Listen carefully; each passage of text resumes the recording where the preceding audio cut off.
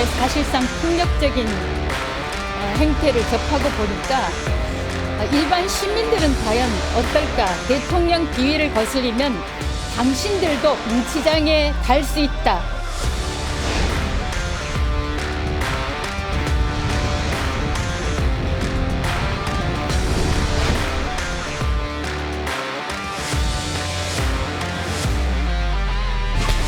한 번도 거부한 적이 없고 적극적으로 조사해. 자, 이진숙 전 방송통신위원장이 법원의 체포적부심 인용 결정으로 석방이 됐습니다.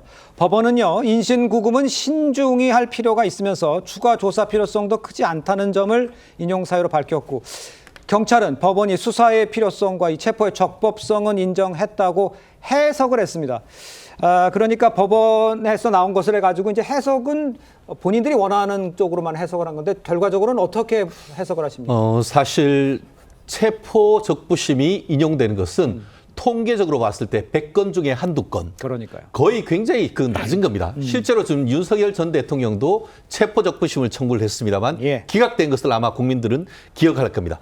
그럼에도 불구하고 같은 법원에서 판사가 발부했던 영장을 같은 법원의 다른 판사가 영장을 사실상 찢어버려서 석방하는 이런 사건 자체가 보면은 내용 자체로는 적법성을 인정했다라고 하지만 저로 맥락상 그것이 사실상 잘못된 것이다라고 인정한 것 아니겠습니까? 그러면서 네 가지 이유를 들었습니다. 첫 번째 이유는 실체적 이유로서 헌법상 표현의 자유는 굉장히 중요한 것이다. 그렇기 때문에 표현의 자유를 했다는 이유로 해서 구금하는 것은 예. 굉장히 신중해야 된다. 말은 신중해야 된다고 하지만 사실상 표현의 자유를 침해했는 영장이다, 청구라라는 것을 인정했다라고 저는 보고요. 네. 나아가 절차적인 것으로서 이미 나와가지고 조사를 다 받았고 예. 사실관계에 대한 다툼도 사실상 있을 수가 없다. 거기다가 성실히 조사하겠다는 것을 이미 확인하고 있는 이런 상황이라고 하면은 이 상황에서 영장을 계속 유지하는 것은 의미가 없다라고 해서 전격적으로 영장 체포 적부심으로부터 2시간 만에 했던 것은 아마 대한민국 사법 역사상 찾아보기 쉽지 않은 그런 전례였던 것이 아닌가 생각합니다. 서재현 상군 부대변인께서는 보시는 건 어떻게 해석을 하고 계십니까? 네, 일부에서는 사법부의 불신, 왜냐하면 이제 사법부가 좀비라는 어떤 비아냥도 있는 게 국민의힘은 이진숙 전 위원장께서 구금됐을 때는 이제 사법부가 죽었다 했다가 지금 네. 또 다시 사법부 살았다 했거든요. 그러니까 죽다 살았다는 거예요. 그 결과에 따라서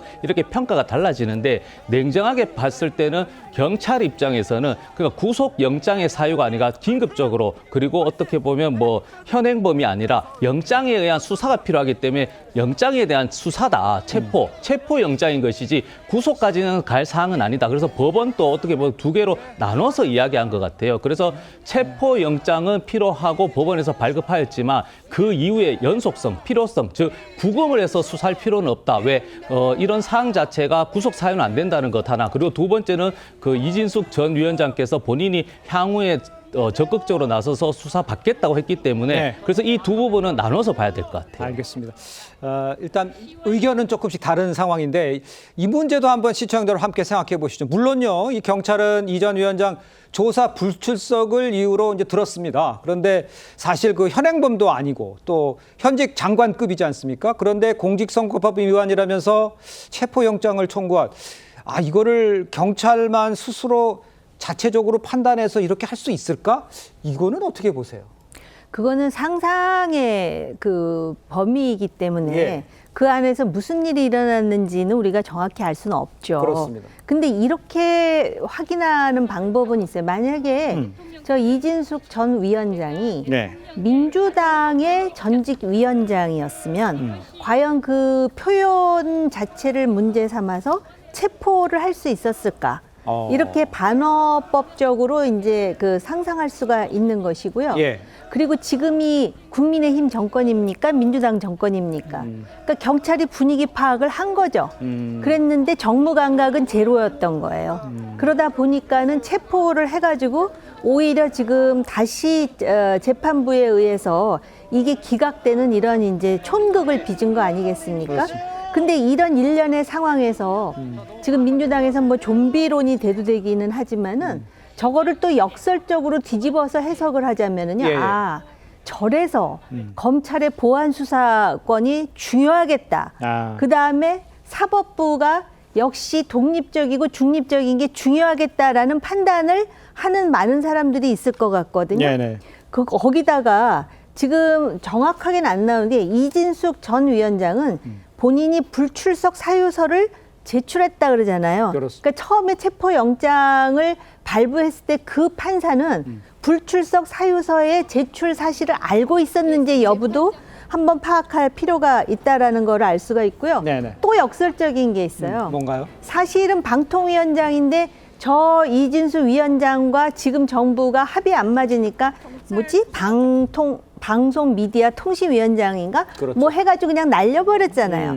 근데 지금 이진숙 전 위원장으로 하여금 지방선거에 나가서 승기를 잡도록 계속 밀어주는 쪽은 국민의힘이 아니에요. 민주당입니다, 지금. 아. 얼마나 역설적입니까? 알겠습니다. 역효과까지도 나오고 있다 이런 얘기를 해주셨는데 차 교수님께도 그거 여쭤볼게요. 아까 정호김 의원도 얘기를 해주셨지만 이 문제와 관련해서 혹시 정무적 감각 얘기를 했는데 그 말은 어떻게 동의를 하시는지 자체적으로 저렇게 했습니까? 제가 생각했을 때는 아마 영등포 경찰서 차원에서는 아마 결정하기 쉽지 않았을 거예요. 그렇다고 한다면 위선으로 올라갔을 가능성이 높은데 그 위선이 경찰을 넘어가느냐 부분에 대해서는 저는 아닐 가능성이 높다고 봅니다. 왜냐하면 이 지금 뭐 권력의 차원에서의 지시에 의해서 경찰을 움직였다고 한다면 예. 그 지금 집권 세력이 완전히 잘못 판단한 거거든요. 앞서 정호규 의원께서 말씀하셨지만 이인숙 전 위원장 입장에서는 울고 싶은 때 뺨을 때려준 격이 된 거예요. 그러니까요. 그렇지 않습니까? 사실 이 이진숙 위원장을 둘러싼 여러 가지 논란들이 있었잖아요. 자신이 그러니까 지금 방통위원장으로 있을 때 권력을 동원해서 이 방송을 장악했다는 그런 논란이 있었는데 그 논란 자체가 완전히 사라져 버렸어요. 그리고 또 이 지금 장관급 지위에서 물러난 지 단 하루 만에 경찰이 그러니까 전격적으로 체포를 하는 것 자체가 네. 많은 사람들이 봤을 때 이거 정치 보복 아니야? 라고 생각할 수밖에 없는 것이고 특히 손주를 그러니까 둘 수 있는 나이의 60대 중반의 여성이잖아요. 그렇죠. 이 여성을 갖다가 그러니까 수갑까지 채워서 공개적으로 연행하는 장면들을 보면 이래서 나오는 이야기가 섬뜩하다. 유신 시대를 비교하는 이야기까지 나오다 보면 네네. 그 민주당과 집권 세력 입장에서는 이건 도저히 이 지금 어떻게 보면 자신들이 이런 걸 계획할 수가 없는 그런 상황이라는 것이죠. 결국 정치적으로 봤을 때는 이준석 위원장에게 날개를 달아준 셈이거든요. 소위 말하는 극우 여전사가 가여운 보수 여전사로 바뀌는 그런 상황이기 때문에 이 정도의 판단을 과연 민주당과 집권 세력이 했을까? 저는 고개를 갸웃거릴 수밖에 없다는 겁니다. 알겠습니다.